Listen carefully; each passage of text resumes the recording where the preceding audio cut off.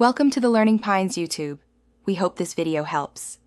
You're starting by confirming you can log in and that you control the account.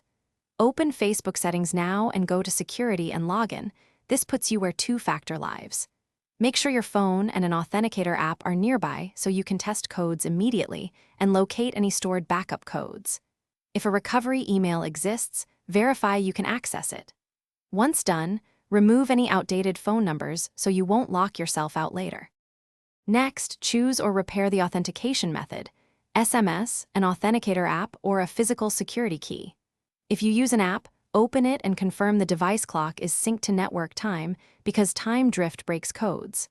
Link a secondary method immediately, for example, add a phone number even if you prefer an app, so you have a fallback. Follow Facebook's prompts to scan the QR or enter the setup key. Then enter the generated code.